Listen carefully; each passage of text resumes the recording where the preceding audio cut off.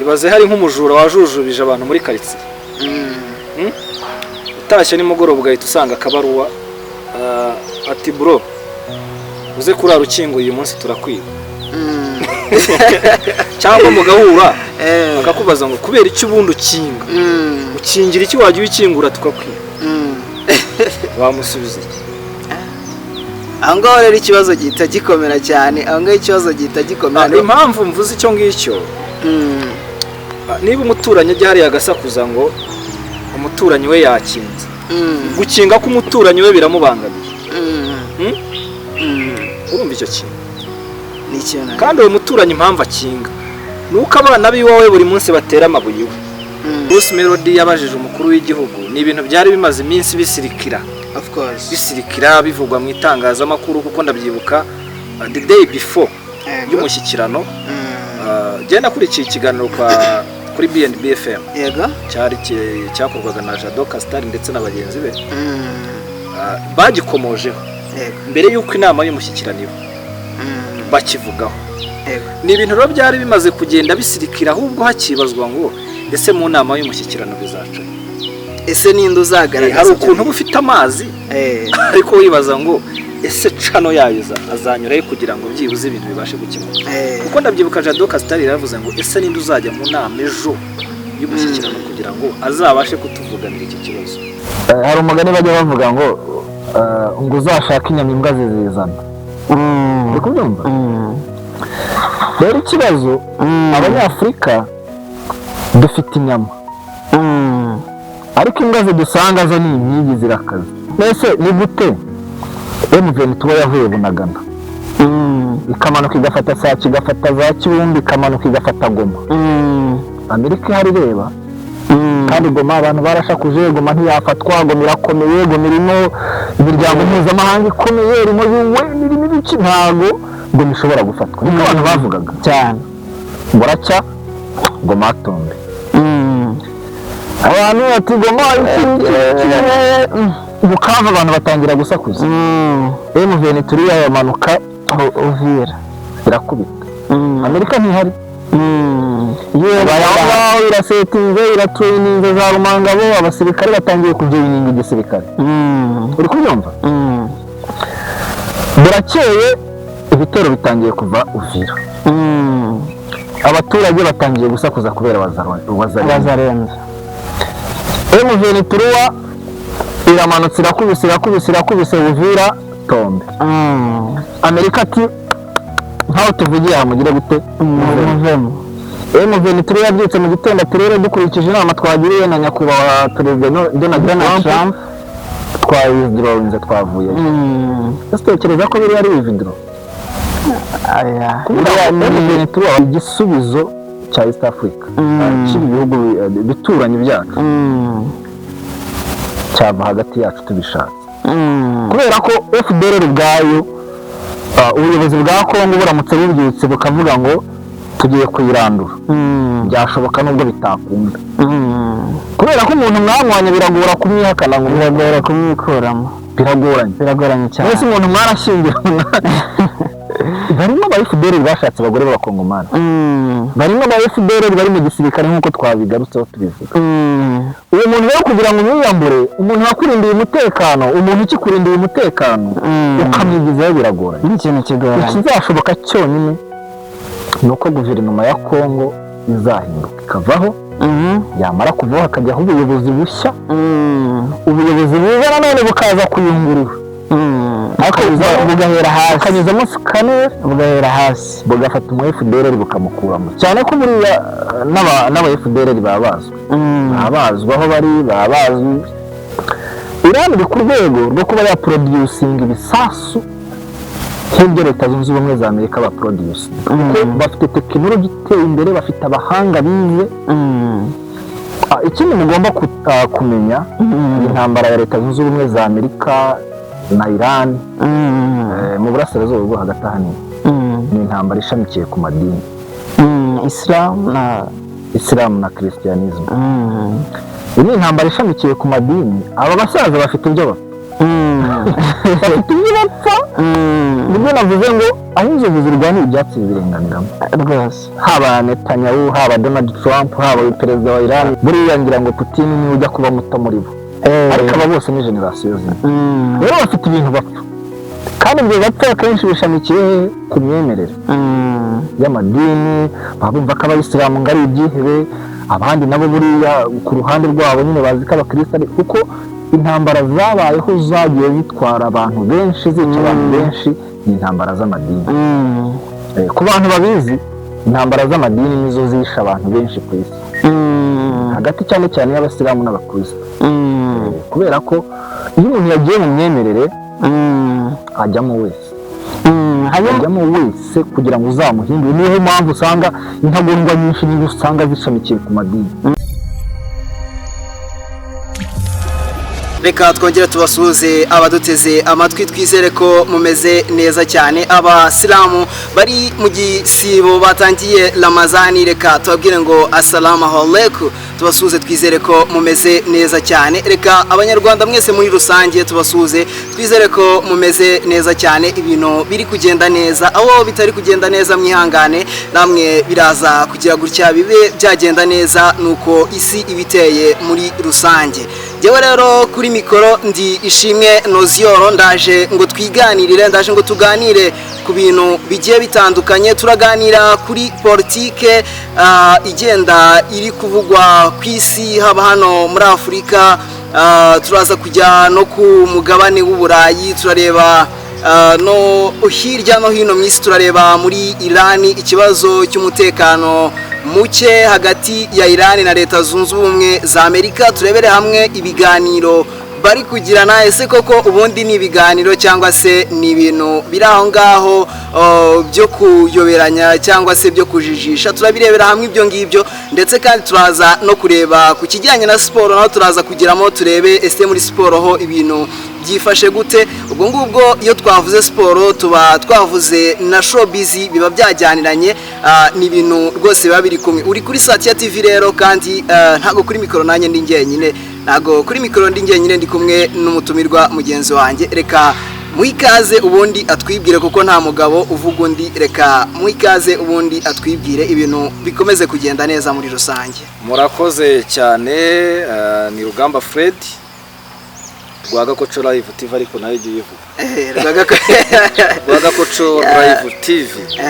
So rero dushimira abakunzi badukurikirana cyane, abari mu Rwanda, abari hanze, mwese turabakunda cyane. Nakoze cyane Fred, ngira ngo nk'uko byumvishe dutangira, nangiye mvuga ko tugiye kurebera hamwe ku kijyanye na politike, tukajya muri siporo, tukajya ndetse no muri showbiz, kuko iyo mvuze siporo na showbiz ngira ngo birajyana n'ibintu uzi. Ni ibintu bijyana, ariko twibutsa abantu ko ntari umunyapolitike. Nubwo politike tuyibamo nayo ikatubamo, ariko ifite ba nyirayo. Dushobora kuyisesengura tukayivugaho, nk'uko ushobora kubona umusazi hari ari gutoragura amashashi ukamuvugaho, ariko ntabwo uri umusazi. Cyangwa se ukabona Real yakinnye na Barcelona ukayivuga, ariko ntabwo uri mu mupira. So rero turagerageza nyine tuvugeho ibyo twumva. Twe turaza gukoresha, twe turagendera ku byo twumva, ibyo tubona, ubundi natwe tugire gutya tube twasesengura, tube twabiganiraho. Ngira ngo wenda twahita tunatangira, kuko abanyarwanda deja bamaze kutwumva. Ni Fred na Nozioro, ahangaha ni kuri Satya TV. Ngira ngo twahita dutangira tugahera wenda ku kijyanye na politike, kugira ngo abe aricyo tubanza kuba twaganiraho. Ngira ngo ku kijyanye na politike twahera, reka duhere nko mu Rwanda, ariko ni politike, ariko turaza kuba dusa n'ababijyana na wenda na showbiz, kuko urumva iyo byagiyemo guverinoma hakaba hari ibintu birimo biganirwa nubwo bijyana na showbiz, ariko n'ubundi usanga ari politike. Hari akantu kabaye ejo bundi mu nama mu mushyikirano, hari akantu kabaye ubwo bari mu mushyikirano. Bruce Melody yagize gutya, atanga nk'iki twavuga ko ni nk'ubusabe. Aravuga ati abantu, ushobora kubona abantu twirirwa dukoresha imbuga nkoranyambaga gutya, ukagira ngo wenda ntago ari akazi, atari ko imbuga nkoranyambaga nakazi atari ko mu Rwanda twebwe duhura n'imbogamizi duhura n'imbogamizi z'uko usanga twebwe mu Rwanda imbuga nkoranyambaga zacu yaba TikTok yaba YouTube yaba Instagram n'izindi mbuga nkoranyambaga zindi zikoreshwa ntago ziri monetize kandi ni ikintu cyakabaye gikorwa izo mbuga nkoranyambaga zikaba monetize ni ikintu Bruce Melody yagarutseho akimara kukigaruka sinzi niba barabikurikiye abonye reaction y'umukuru w'igihugu iriya reaction y'umukuru w'igihugu yahise agira nk'umunyapolitike nk'umuntu tugiye gusesengura n'ubundi kuri politike kuko biriya ni ibintu bigomba kujyamo politike bikaganirwaho iriya reaction wayivugaho iki ese kiriya kibazo kijyanye na monetization ni ikibazo ubona kirimo gikurikiranwa kirimo gikurikiranwa ku buryo twakizera ko mu minsi iri imbere ibintu bizaba byagenze neza abanyarwanda nabo bakabona monetization mu Rwanda kuri social media en fait wenda ni ikintu kigari kubera ko kugeza ubu ngubu abanyarwanda ibarura riheruka gukorwa bivugwa yuko turi apepure miliyoni 11 z'abanyarwanda kandi zino social media harimo Facebook hakabamo ariyo yahindutse Meta hakabamo Instagram hakabamo TikTok hakazamo TikTok ndetse na YouTube ni abashoramari bashoye amafaranga ibyo Bruce Melody yabajije umukuru w'igihugu ni ibintu byari bimaze iminsi bisirikira bisirikira bivugwa mu itangazamakuru kuko ndabyibuka the day before y'umushyikirano genda nakurikiye ikiganiro kuri BNB FM cyari cyakorwaga na Jado Castar ndetse n'abagenzi be bagikomojeho mbere y'uko inama y'umushyikirano bakivugaho undi munsi wari wabanje buri kantu na buri nguni bagiye kuri kamera ndetse buri nguni aranapfukama kugira hasa umukuru w'igihugu ati mudufashe urubyiruko muduhe monetization bikubyumva ni ibintu rero byari bimaze kugenda bisirikira ahubwo hakibazwa ngo ese mu nama y'umushyikirano bizaca ese ninde uzagaragaza hari ukuntu bufite amazi ariko wibaza ngo ese cano yayiza azanyurayo kugira ngo byibuze ibintu bibashe gukemuka kuko ndabyibuka Jado Castar yaravuze ngo ese ninde uzajya mu nama ejo y'umushyikirano kugira ngo azabashe kutuvuganira iki kibazo nk'uko wabivuze monetization hari abantu benshi batazi ngo monetization ni iki ni ukuvuga ngo hari uburyo ukoramo video wamara gukora video ukayishyira ku mbuga nkoranyambaga yaba Facebook yaba Twitter ariko turibanda cyane cyane kuri YouTube kuko niho bari kubaza cyane cyane bijyanye no kuba monetization mu Rwanda n'ubundi nta yari ihari wafunguraga YouTube channel yamara kuzuza criterias cyangwa se ibisabwa kugira ngo ibe monetize bikaba ngombwa ko ujya gusaba ubwene gihugu nk'uko Bruce Melody yabigaragaje uko gusaba ubwene gihugu ni gute nuko niba uri mu Rwanda udashobora kuba monetize wanditsemo yuko ukomoka mu gihugu cy'u Rwanda kugira ngo ube monetize nuko ugomba gushaka ikindi gihugu niba ufata Nigeria niba ufata Uganda niba ufata Kenya niba ufata Tanzania icyo gihe ni ukuvuga ngo ushoboye gusanga wenda baramutse bagiye gukora ari nk'ibintu bikorerwa kuri social media bakavuga ngo nk'abagande wenda ubugande bufite abantu bakorera kuri social media bangahe natwe badushyizemo gashyiramo n'ibindi bihugu ushoboye gusanga bari muri miliyoni nyinshi cyane kuko hari n'abandi bantu babiyitira uri kubyumva ibyo rero bikafectinga cyane cyane ku bukungu bw'igihugu kubera ko urubuga cyane cyane rwa YouTube ni urubuga rutunze abantu benshi cyane rwose noneho umuntu arwinjiramo ari umwe bikarangira ahetse cano y'abantu benshi dufite ingero nyinshi dufite ingero za Bakiraman dufite ingero zaba abantu bana benshi bakora kuri social media bakorera amafaranga menshi ugasanga bazanyemo n'abandi bantu cyane rwose ugasanga afunguye YouTube channel atangiye gukora filme azanye abakameramani azanye abadirectors yazanye urumva yakuru yose ishobora gukora hehe ishobora gukora muri filime uko byumva ni kuru nini ni kurungari icyo gihe rero ba bantu bose bari guprofitira cyangwa se bari kungukira muri wa murongo wa YouTube sibyo so rero icyo umukuru w'igihugu yasubije urumva deja icyagaragaraga cyo hari abantu babishinzwe bifiteho n'amakuru Minister of ICT ngira ngo yahise yabitangaho umucyo asobanura cano binyuramo kugira ngo igihugu kibone monetization. Izo monetization nk'uko yabisobanuye cyane mbere na mbere bijyana n'ishoramari riri mu gihugu cyangwa se industries. Abashoramari bashobora kuvuga ngo dukeneye marketing, tugiye gukoresha umuyoboro wa YouTube. Ese abashoramari biteguye gushora kugira ngo bamamaze mu Rwanda barahari? Ese population y'u Rwanda ingana gute? Ingana gute? Ni isoko. Urumva deja uwashoye kuri YouTube we abakeneye hari isoko. Nuko na wa muntu wamamaza bararebe se abantu bamamaza kuri YouTube mu Rwanda bazabona aba customers bangana gute? Uri kubyumva? Icyo gihe rero bo batagetinga customer. Niyo mpamvu Nigeria ukurikije na population bafite monetization bayikurikira bijyanye nyine na Rwanda kuri size, kuri population turacyageze. Turi bake abaturage, tukaba igihugu mu buso gitoya ariko kitari gito. Iyo tugiye mu bindi usanga nyine ariko uko urebye imyaka 31 tuvuye mu bibazo mu mahano yagwiririye igihugu cyacu, ugasanga u Rwanda ni igihugu kimeze gutyo ku buryo hari n'umunyamahanga udashobora gusobanura ngo ushobora kumubwira ngo ahangaha ni mu Rwanda akakubwira ngo never, ntago bishoboka. So rero igihugu monetization niza mu Rwanda hari ibintu byinshi bizakemuka. Ubushomeri mu rubyiruko buzagabanuka ku rwego ruri hejuru. Icya kabiri, hari amafaranga menshi yatakaraga mu bwo bwene igihugu twitirira azinjira hano mu gihugu cy'u Rwanda. Kuko ntago ntekereza ko niba babaye monetize ugacisha ubwene igihugu bwawe Bugande, ntekereza ko hari amafaranga bataka. Uri kubyumva? Kuruta ko ya ads zizaza mu Rwanda tukunguka direct, ugafungura account nk'umunyarwanda ukaba monetization umunyarwanda.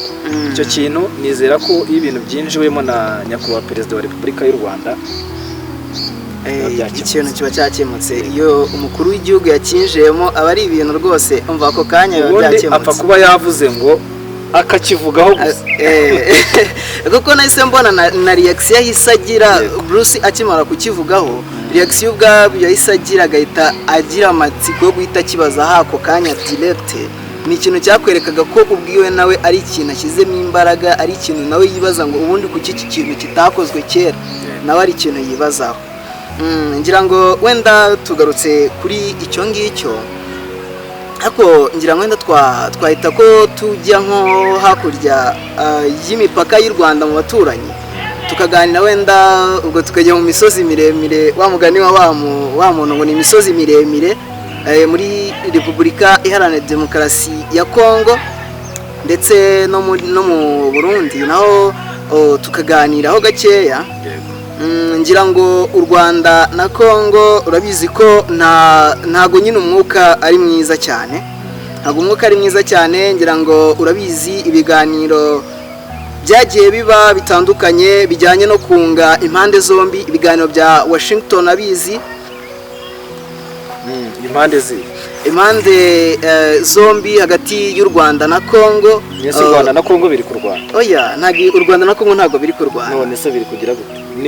Ubwo buhuza ushaka ni ibiki? U Rwanda na Kongo ni ukuvuga ngo umwuka ntago ari mwiza, ofe turabizi.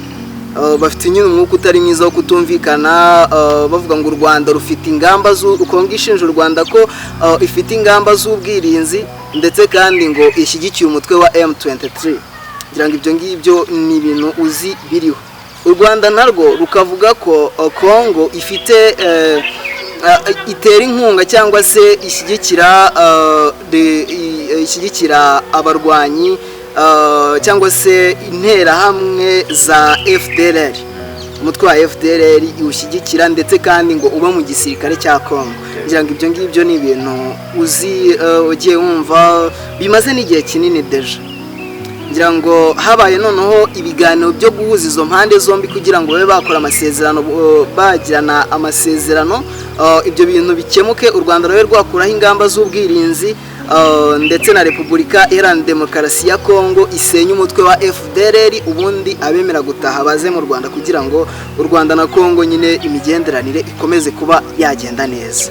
Amasezerano, ibiganiro byaratangiye Washington, amasezerano arasinywa bigizwemo uruhare na perezida wa Leta Zunze Ubumwe za Amerika Donald Trump.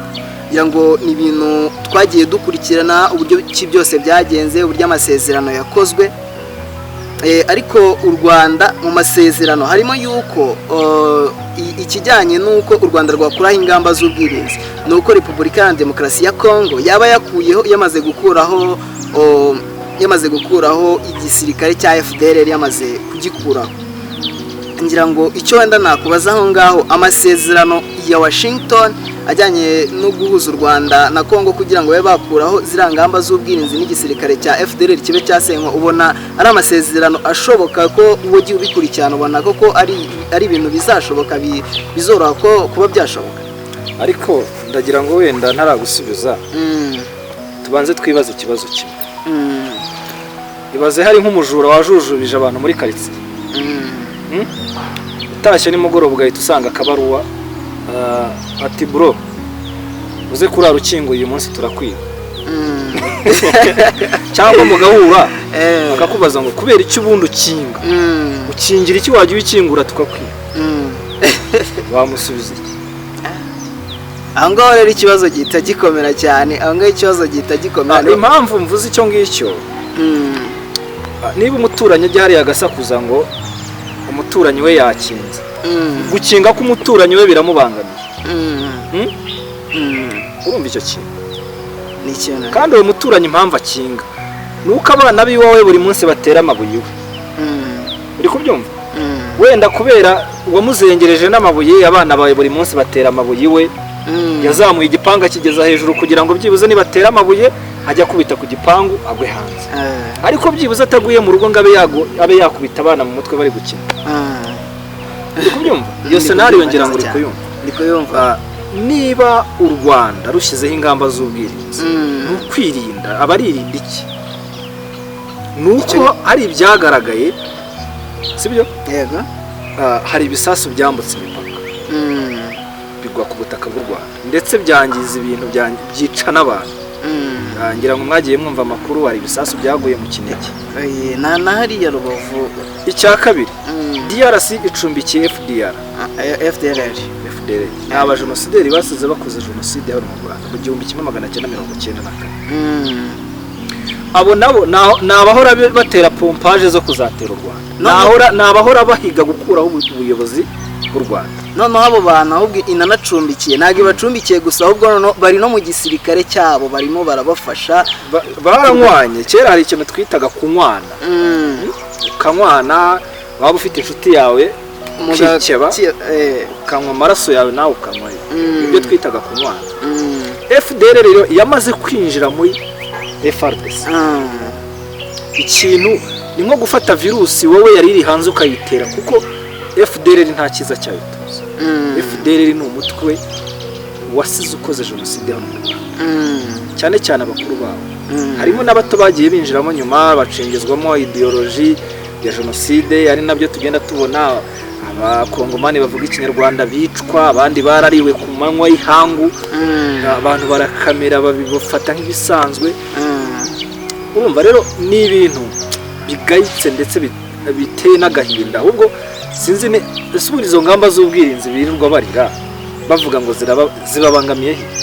Nyine nicyo umuntu aba yibaza ngo ese ubundi ubangamiwe n'iki kuba nakinze wa mugani wawe, kuba nashyizeho igipangu, nashyizeho urugi ku gipangu ngafunga, ibintu bikaba bimeze neza, ubundi bikubangamiye biki? Ko ngiye ntaje kukubangamira. So rero njye wariya amasezerano ko nyabona, ni amasezerano afite kinini avuze, ariko nanone ku rundi ruhande ntacyo avuze. Uti gute rero? Kubera ko muri 1994 UN yari iriho, muri Israel hari harabaye jenoside yakorewe Abayahudi, barishwe Isirebera, bakorerwa jenoside. hasinywa amasezerano y'uko nta handi hantu ku isi hazongera kuba jenoside umuryango w'abibumbye urebera ugomba kuzatabara. Muri 1994 jenoside yateguwe imyaka myinshi irageragezwa igera n'aho ishyirwa mu bikorwa. Iyo nayo yaraje iraba amahanga arebera, UN iri mu Rwanda bitwa ngo bari gucunga umutekano, ubundi bari ntago bacunga, barinda umutekano. Ndi kubyumva icyo bita kurinda umutekano ni ukugira ngo hatazagira umutekano. Iyo ngingo irakomeye cyane. UN ishinzwe no kurinda umutekano kugira ngo abantu hatazagera umutekano, hatazigera hagera umutekano. Urugero nago hani muri Kongo. MONUSCO imaze imyaka ingahe muri Kongo? Imaze imyaka myinshi cyane. Imaze imyaka w'abibumbye kurenza imyaka 30 iri muri Kongo. Buriya se yagiye kugarura umutekano cyangwa yagiye kubarinda umutekano. Ikibazo cya Kongo cyo ni ikibazo nyine usanga kigoye. Hari ukuntu usanga MONUSCO yagiyeyo twenda tukagira ngo twebwe ngo yagiye gucunga y'umutekano, ahubwo ugasanga hari izindi nyungu zindi zabajyanye bijyananye n'imitungo iri muri Kongo, bijyananye n'amabuye y'agaciro. Ugasanga bo hari indi target bafite, hari ikindi kintu batagetinze. Kongo ukuntu imeze, Kongo imeze nk'igiti cy'amaronji giteye ku muhanda. Buri muntu wese utambutse kugira ngo nyiracyo azakiryeho biragoye, keretse yari ibitungo akajya acunga bitarera. Uhanyuze ku manywa ateramo ibuye, uhanyuze mu gitondo ateramo ibuye. Imijugujugu ihoramo. Urumva? Rero Kongo nayo yabaye nk'ubutaka butagira nyirawo. Umujenerali arabyuka akivumbagatanya, akiba imbunda icuma agahita atorukana n'abandi basirikare icuma agahita ajya gushinga umutwe w'inyeshyamba.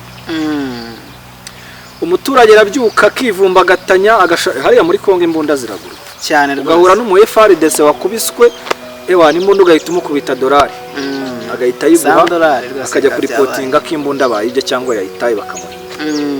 Ntawe uzabimubaza. Uri kubyumva? Uwo muturage ufashe imbunda akayijyana, ejo azagenda ashaka abandi bantu bafata udushoka bajye kwica abantu babibe.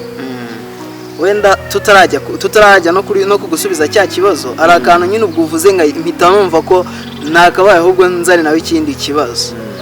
Uravuze ngo umusirikare wa FARDC araba arimo kugenda hariya inzara nimukubita, wasi inzara buriya ashobora kubura icupa agahita agurisha imbunda. Abakongomani nta mikino bagira. No ayigurishije n'umuturage. Birabaye rimwe kabiri gatatu, iyo raporo iraza kugera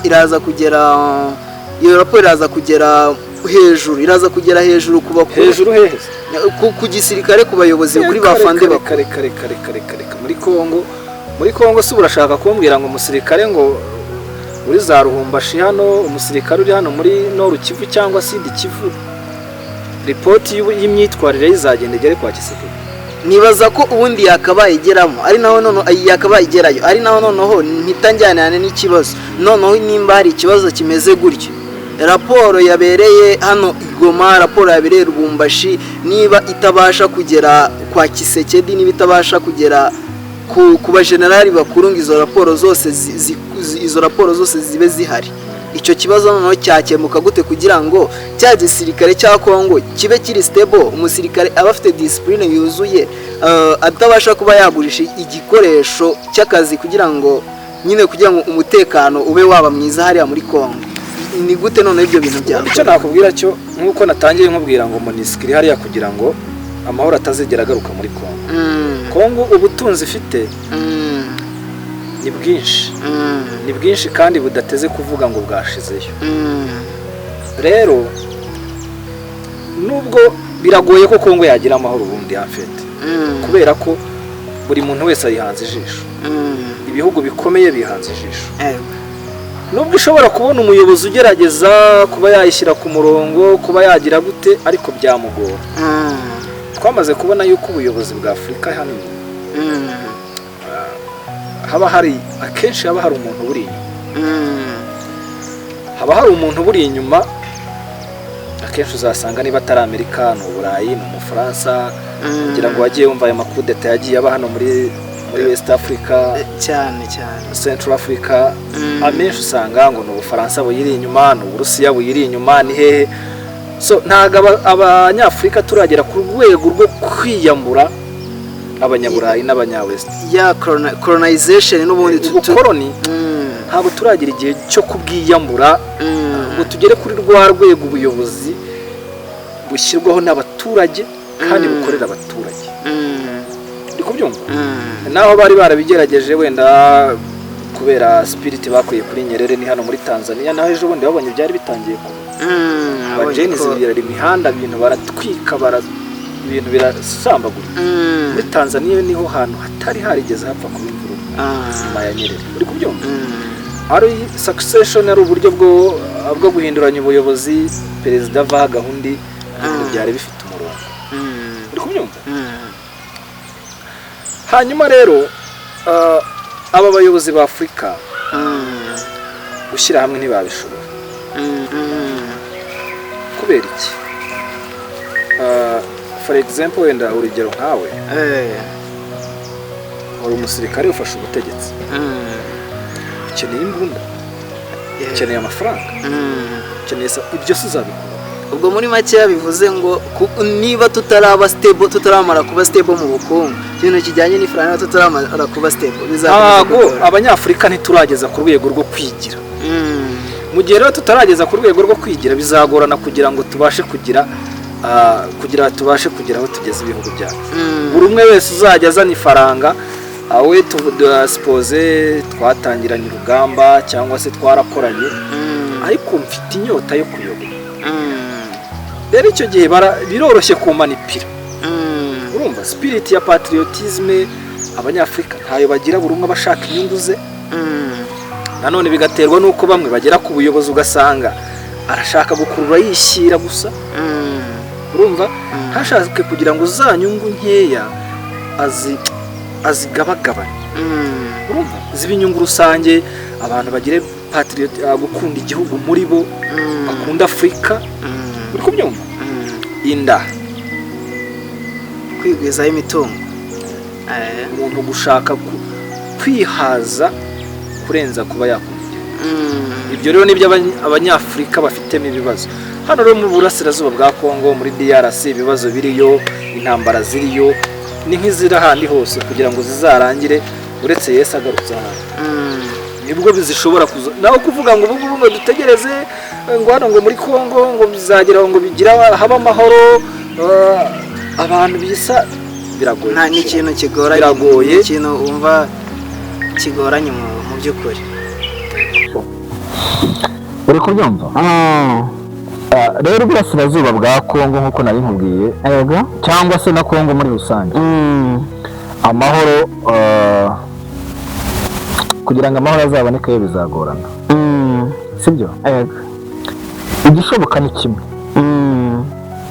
kuvuga ngo twiyambuye abampatse ibihugu byo biragoye kuko bamaze kudufata kandi baranadushoboye kubera ko ibyo dukeneye nibo babifite hari umugani bajya bavuga ngo uzashaka inyama imbwa zizizana uri kubyumva rero ikibazo abanyafurika dufite inyama ariko imbwa zidusanga zo ni inkingi zirakaze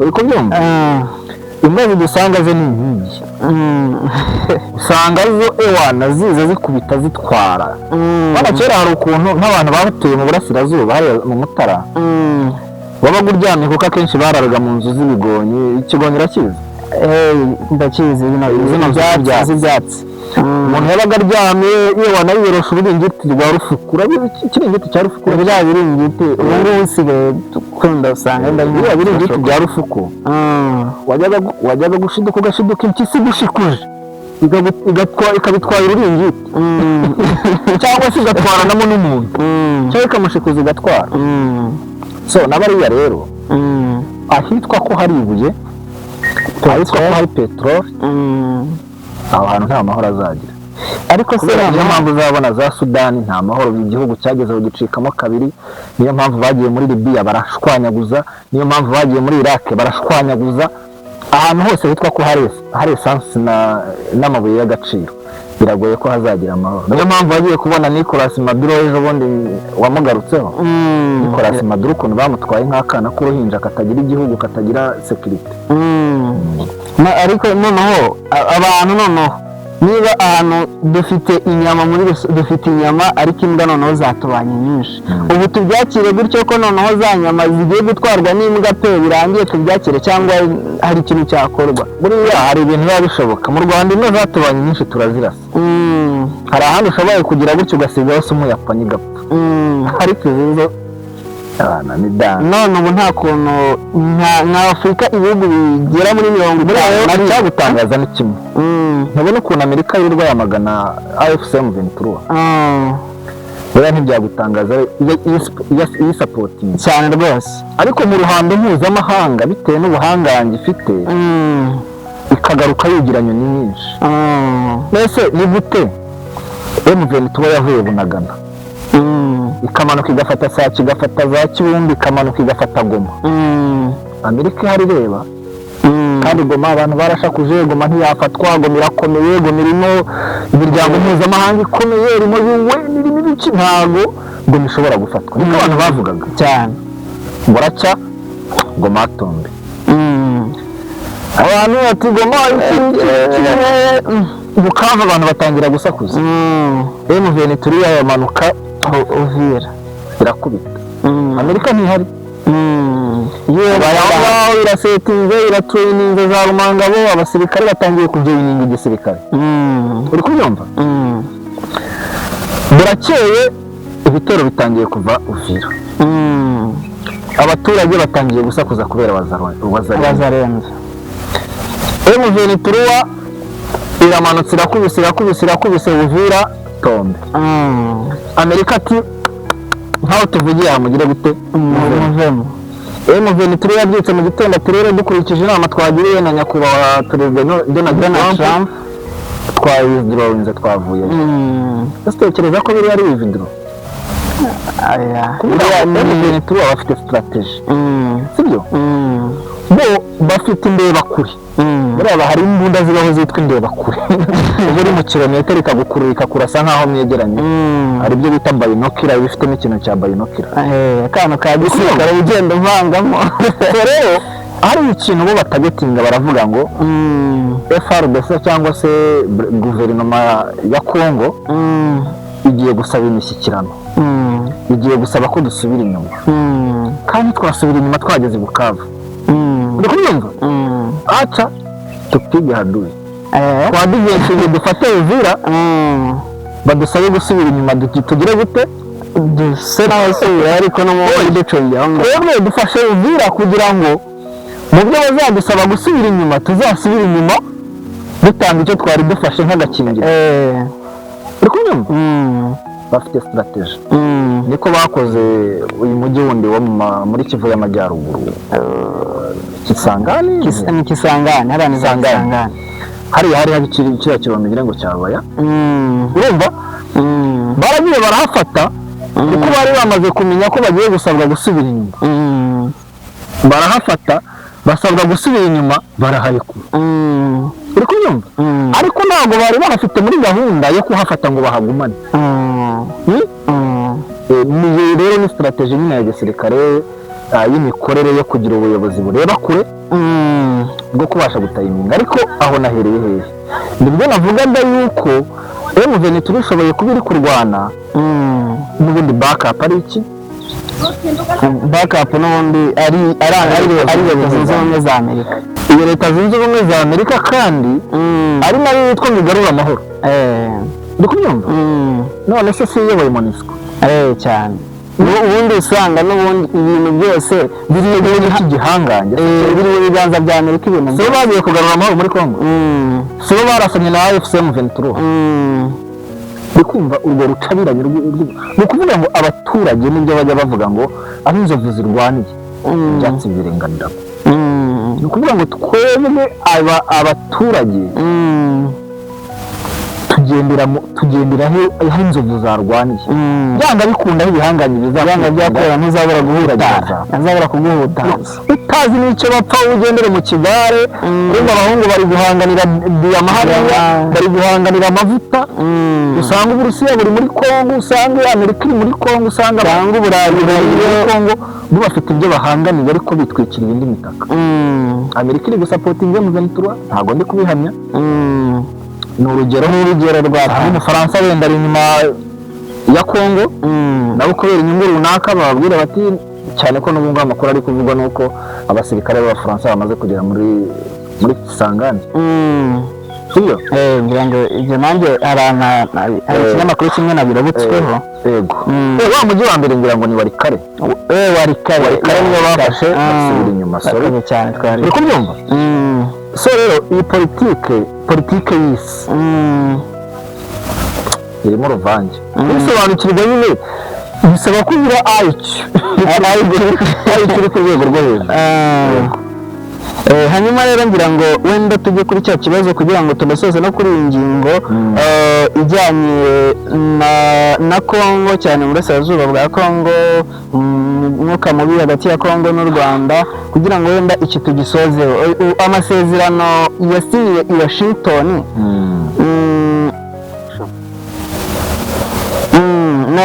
navugaga ku kijyanye n'umutekano n'amasezerano i Washington hagati ya leta zunze ubumwe hagati ya Repubulika na Demokarasi ya Kongo cyane cyane ari mu burasirazuba bwa Kongo kuko niho usanga hari umutekano muke n'umwuka mubi uri nyine hagati y'u Rwanda na Kongo ese amasezerano y'i Washington ubona mu mboni zawe ushyize mu bidarubindi binini tubona ari amasezerano azajya azubahirizwa bikaba byagerwaho ugasanga umwuka umeze neza hagati y'u Rwanda na Kongo ugasanga n'ibihugu noneho bihahirana nk'uko byari bimeze ugasanga amahoro arahari M23 ntabwo igihari ndetse na FDLR ntabwo igihari ahubwo ugasanga abamwe bari muri FDLR baratashye bari mu Rwanda abafite ibyo bashinjwa bakabikurikiranwaho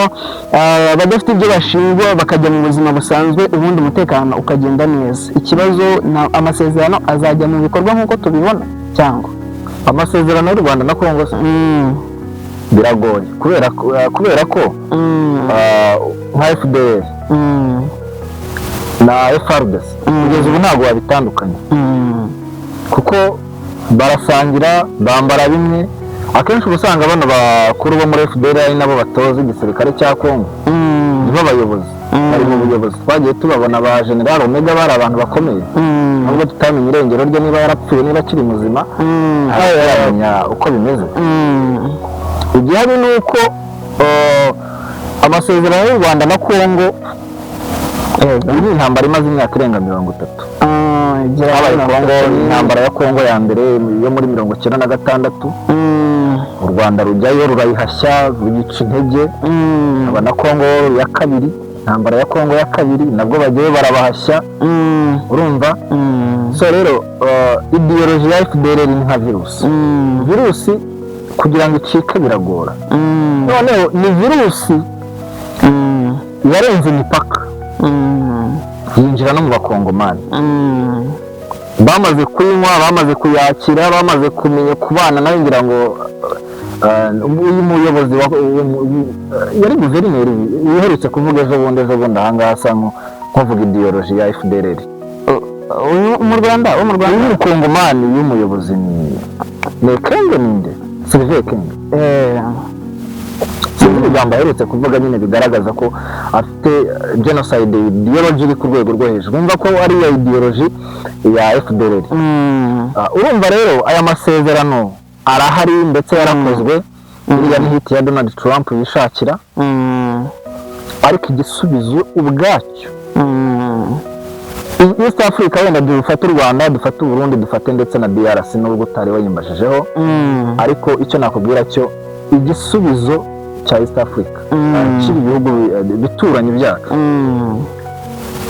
cyava hagati yacu tubishatse kubera ko FDLR ubwayo ubuyobozi bwa Kongo buramutse bubyutse bukavuga ngo tugiye kuyirandura byashoboka nubwo bitakunda kubera ko umuntu mwamwanya biragora kumwihakana ngo biragora kumwikuramo biragoranye cyane mbese umuntu mwarashyingirana barimo aba FDL bashatse abagore b'abakongomani barimo aba FDL bari mu gisirikare nk'uko twabigarutseho tubivuga uwo muntu rero kugira ngo umwiyambure umuntu wakurindiye umutekano umuntu ukikurindiye umutekano ukamwigizayo biragora ikintu kigoranye ikizashoboka cyonyine ni uko guverinoma ya Kongo izahinduka ikavaho yamara kuvaho hakajyaho ubuyobozi bushya ubuyobozi buza nanone bukaza kuyungurura bugahera hasi bukanyuzamo scanner bugahera hasi bugafata umu FDL bukamukuramo cyane ko buriya n'aba FDL babazwe babazwa aho bari babazwi kugira ngo hari benshi byagiye bigaragara hari benshi bagenda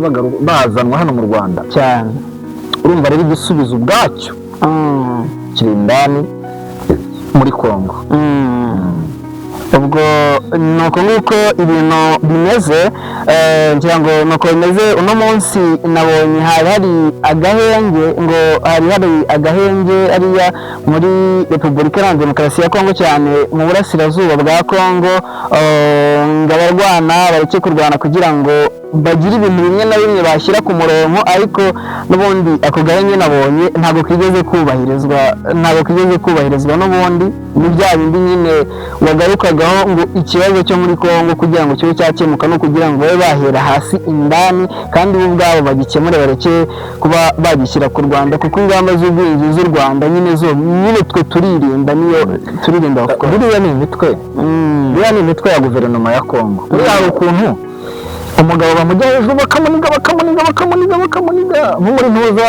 nko muri bingi niho ngira ngo ujye ubibona hahandi bakina kacu umuntu baramufata bakamufungira hasi bamufungiye hasi hari ukuntu asaba parido cyangwa se wenda reka tubyoroshye nko mu mukino wa basket murakina mugakina hakabaho karito ya mbere mukagenda mukaruhukaho gakeya mukagaruka mu kibuga ziriya tekinike ni za FARDC ni za guverinoma ya Kongo baba baboneye mu bintu turi bubarayeho bakavuga bati reka dushyiremo agatamoro hanze twiyoganize ibana izo za sikoyi zikamanuka intwaro zikamanuka ngira ngo bamaze kubyumva yuko n'igisirikare cy'Abafaransa cyamaze kugerayo abacancuro bariyo ni amakuru menshi ari gukomeza kugenda avugwa hariya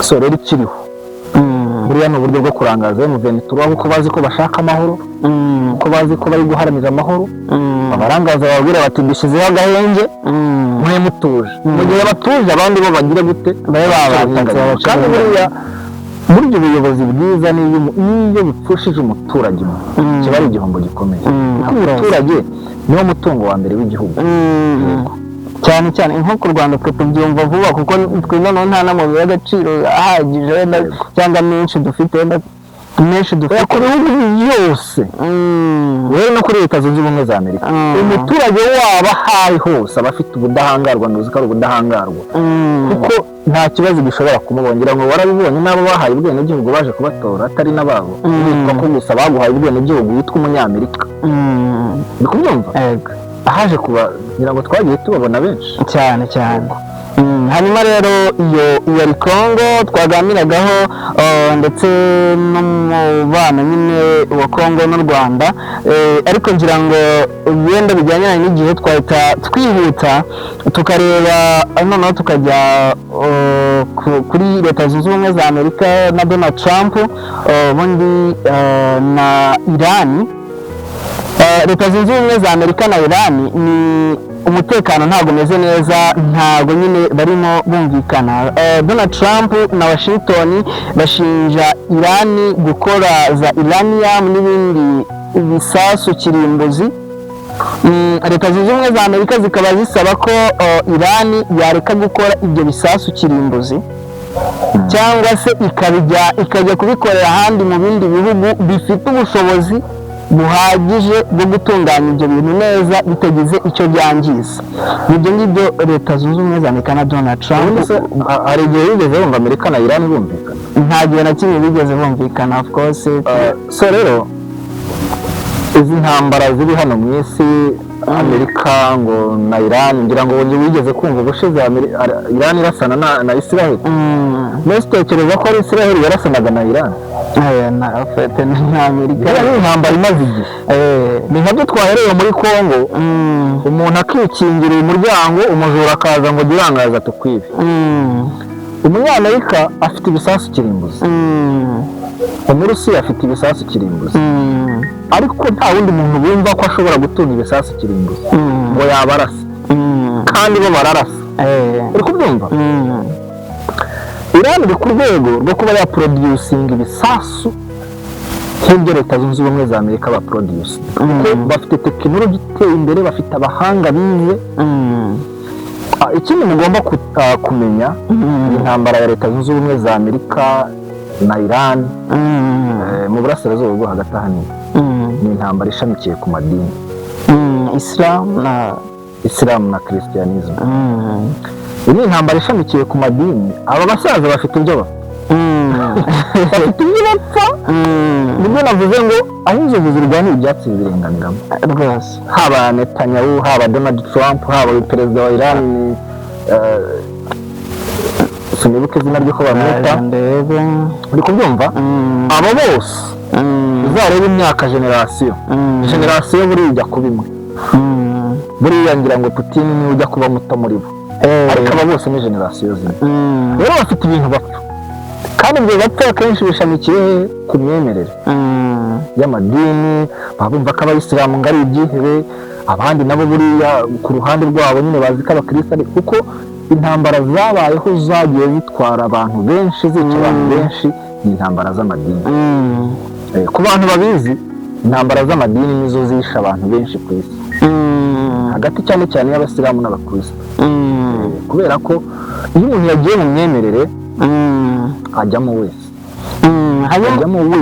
kugira ngo uzamuhindure. Niyo mpamvu usanga intagondwa nyinshi nyine usanga zishamikiye ku madini. Hanyuma ikintu wenda umuntu yakibaza ngo kuki Donald Trump, impamvu nibaza ngo kuki Donald Trump atarajya ku butegetsi, ntabwo twabonaga hariho kwatakana nk'uko nyine guhangana nk'uko Amerika irimo yataka ibihugu cyane. Wenda twahera nko kuri Venezuela ngira ngo nubwo nyine wenda abantu bamaze kuza n'ababirambika, bamaze gusa n'ababyibagirwa bitewe n'aho ikibazo cya Amerika na Iran kigeze. Venezuela, Cuba, Colombia naho ni uko nguko, bagahita baza no muri Iran. Kubera iki Donald Trump ageze ku butegetsi noneho agahita atangira kwataka? Abandi ntabwo babibonaga ko ibyo bintu bibangamiye. Uzi ukuntu Donald Trump yaje avuga ngo aje guhindura America great again, aje kongera guhindura Amerika igihangaye.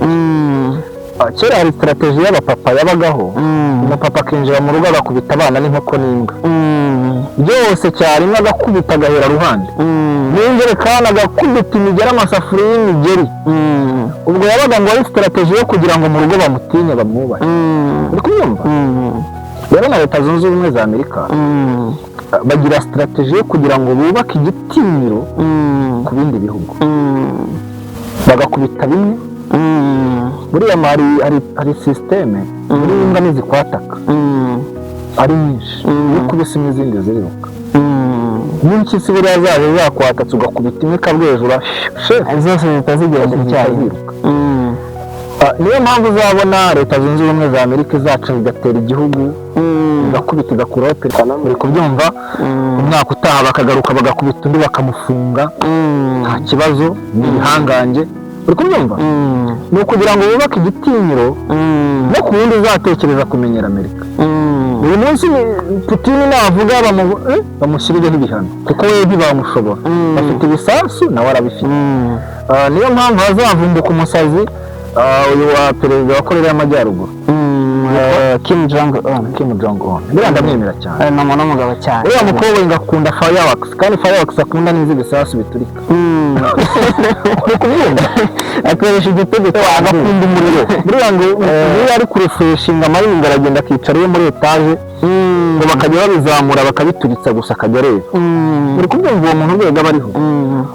Niyo muntu waje abasha guhangara Leta Zunze Ubumwe za Amerika, aravuga ati nimundasa nzabarasa. nta no gutegereza ubundi bakamubwira tuzibeshya ukarasa Ubuyapani ejo agahita arasa muri yose ya Pacifique akoherezayo urusasu kavuga ati ariko mwari muzi n'ibindi yewe mfite igisasu kirimbuzi nakohereza muri New York nkayitwika ubona bamumenyera ntabona bamenyera rero abanyamerika bo banga ko hari ibindi bihugu bishobora kuvuka bikagira iyo droit de veto niba nayita veto ku giti cyabo bakaba ibihangange ku giti cyabo ku buryo Amerika itakongera kubatinya nibyo banga nibyo batinya aho ngaho niba Amerika ishaka kuba igihangange hari umugani abanyarwanda bakoresha ngo wirukanka ku mbwa cyane ukayimara ubwoba Amerika ntabwo izakomeza kwirukankana ibihugu gutyo bivuga ngo ndi igihangange hanyuma noneho ibihugu bigashirika ubwoba noneho byo ubwabyo bigahita byihuza kuko ndabirebera bavuga ko bagiye kwataka Irani muri ino minsi bakohereza ndetse n'amato akomeye bakayohereza mu nyanja zegera agace ka Irani ubona ko nyine bisa nkaho biteguye intambara ariko perezida wa Iran Masudi perezida Shakini arabwira ati mwemuretse gato ati ibyo bintu rero byanyu byo kuvuga ngo n'iki ngo murashaka ngo dukore ibintu mu buryo mubishakamo ibyo bintu ntabwo bishoboka kuko natwe Iran ntabwo turi igihugu gitoya ntabwo turi agafu k'imvugo rimwe ahubwo mwebwe mureke tujye mu biganiro muze tujye mu biganiro tubiganire turebe ngo byakorwa gute byagenda gute se n'iki cyakorwa impande zombi ntizibangamirwe none icyo yibaza ntibizagera igihe ugasanga ahubwo kwa kundi Amerika ishaka bamushaka kuba igihangange ugasanga ibintu byabo ngo birukanka ku mbwa cyane ukayimara ubwoba ubundi baravuga ngo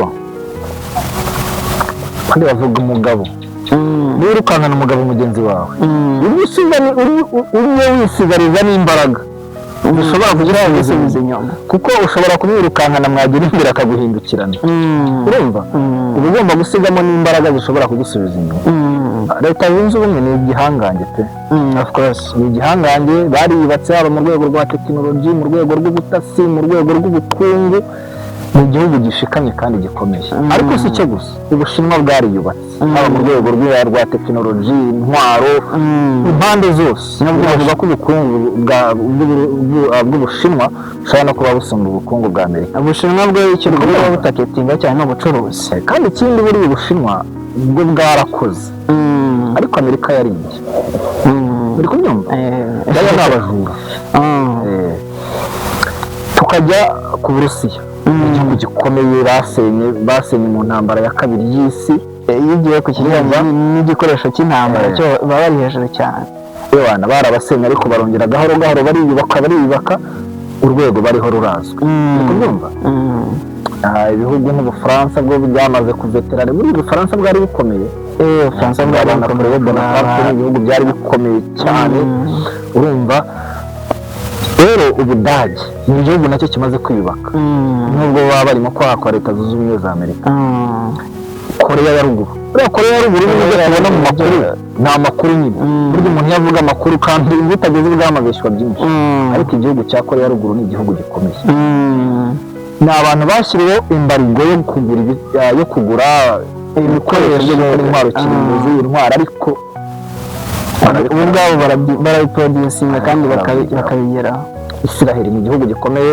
nubwo nacyo nyine ari umwana wa Leta Zunze Ubumwe za Amerika izo za Iran ni ibihugu bikomeye uri kubyumva rero isi yamaze kuba umudugudu tekinoloji abanyamerika bafite Abarusiya barayifite tekinoloji Umurusiya afite Umuchina arayifite tekinoloji Umuchina afite Umudage arayifite uri kubyumva hari igihe kizagera nubwo icyo banga rero banga ko rwa rutugu rukura ngo rusumbe ijosi rwazamukaho gato bagakubita akanyundo uzabona ibihugu nka Libya byari bimaze gukomera byacu byo muri Afurika bakaza perezida bakamwica bakamurangiza igihugu kikaba umwanda urumva ejobundi umuhungu we nawe bakamurangiza nawe yazuye umutwe za Iraq nizo zari zimaze gukomera ku rwego rwo hejuru nawe baraza baranyonga barakubita umutwe baramurangiza uri kubyumva ibyo byose rero baba banga ko hari ikindi gihugu cyabinjiramo nibyo bavuga ngo super powers ibihugu biri super power bitanu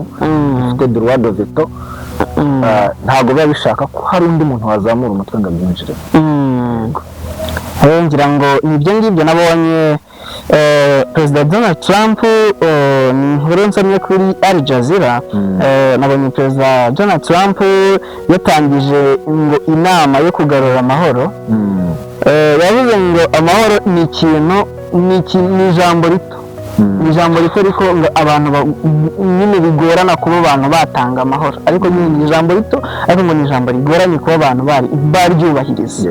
Ati rero ngiye gutangiza inama yo kureba uburyo ki twagarura amahoro. Ese koko ubu Donald Trump koko ashaka kugarura amahoro? Twizere ko iyi nama ari ukuri. Donald Trump ntabwo ari umunyentambara. Donald Trump ikintu afite inyota ni hiti. Uriya ni nk'umuhanzi ukizamuka upcoming artist, aba akeneye hiti cyane. Donald Trump imyaka agezemo, icya mbere si umunyentambara, icya kabiri ni umushoramari, ni umunyabizinesi.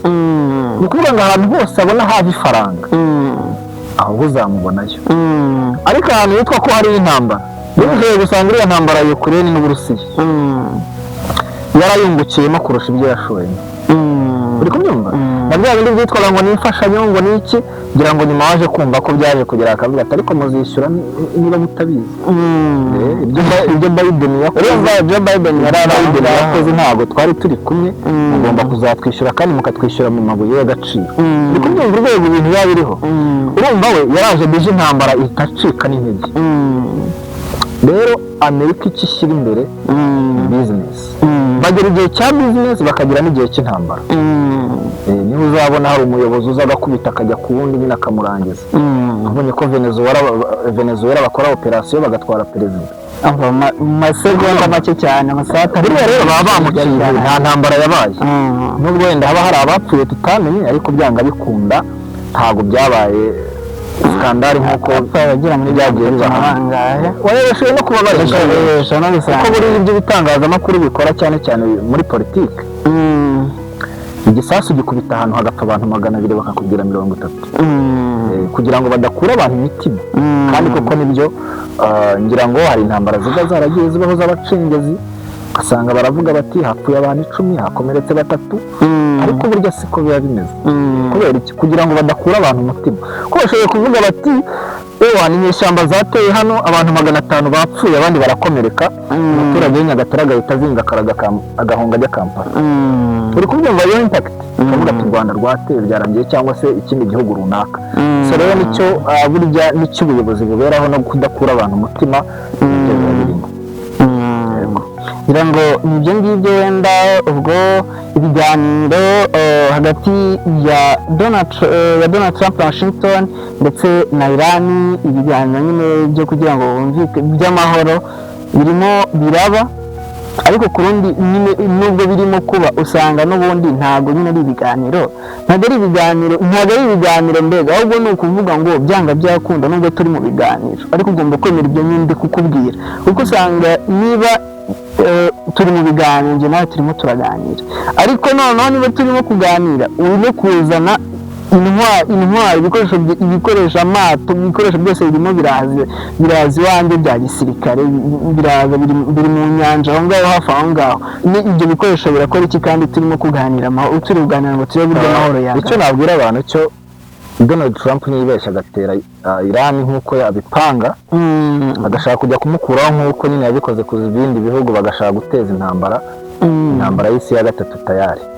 Bavuga ngo intambara y'Uburusiya na Ukraine ngo yari intambara y'isi ya oya, niyibeshya ikaba nk'uko ubibona Middle East, buriya burasirazuba bwo hagati butuwe n'abayisilamu cyane. Ubwo deje intambara izahita ihinduka isi ya gatatu, kuko ni intambara izinjirwamo n'ibihugu byinshi.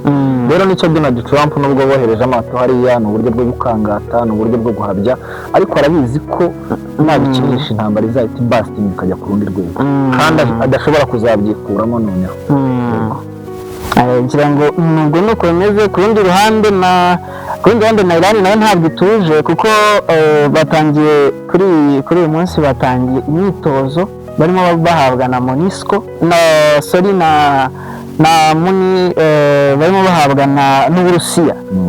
batangiye imyitozo nangiye kuvuga ubu Mosco ndavuga muhice sei batangiye imyitozo igisirikare cyatangiye imyitozo ikakaye nabo bari kwitoza bitewe bati isaha n'isaha nta wamenya ushobora gusanga Donald Trump agize gutya akaba yagira gutya rwose akaba yatubirindukana hama rero yego ngira ngo wenda niba nta kindi wakongera ku bijyanye na politike wenda twayivaho tukajya muri siporo no muri siporo tukaganira tukareba n'uduce turimo turavugwa tukaba twareba no kuri showbiz aho tuntu dukeya nta kibazo twakomeza naho ibindi byo turi hano ku bwabo kandi tuzakomeza kugenda tuganira tubigarukaho ko amakuru azagenda asohoka ngira ngo wenda kuri iki kijyanye na politike twasoreza ahangaha kuko n'ubundi amakuru yo azagenda asohoka nakagaruka buri munsi inkuru zirasohoka nshya tuzagenda tubigarukaho kuko natwe turi ahangaha nk'uko wari ubivuze ariko reka dusoreze ahangaha kugira ngo tuze kubona n'umwanya wo kujya muri siporo reka dusoreze ahangaha twareberaga hamwe ibijyanye na politike ikijyanye n'amasezerano ya Washington hagati y'u Rwanda na Repubulika ya Demokarasi ya Kongo, amasezerano yo gukuraho ingamba z'ubwirinzi no kureba uburyo ki umutwe wa M23 warekera aho ngaho, turebera ndetse hamwe n'ikijyanye n'umwuka mubi hagati ya Leta Zunze Ubumwe za Amerika ndetse na Iran, ndetse n'ikijyanye n'ubundi n'ibiganiro by'amahoro barimo hagati ya Amerika na Iran barimo bakora. Hari akantu Yesu yigeze kuvuga ngo ntago yazanywe n'amahoro ku isi, yazanywe no gutanya umwana na se, azanwa no gutanya umwana na nyina. Ni bande bo kugarura amahoro ku isi? Reka ngire nk'ahantu ariko twabona nawe ibibazo banisubije cyangwa ujye muri comment badusubiza tubwire ngo ni bande muri comment mutubwire. Reka rero Fred ngushimire, wakoze cyane. Ndagushimiye cyane. Kuri mikoro yari Ishimwe Noziyoro, nari kumwe na Fred, nangaha dusoreje turi kuri Satya TV. Bye turabakunda cyane.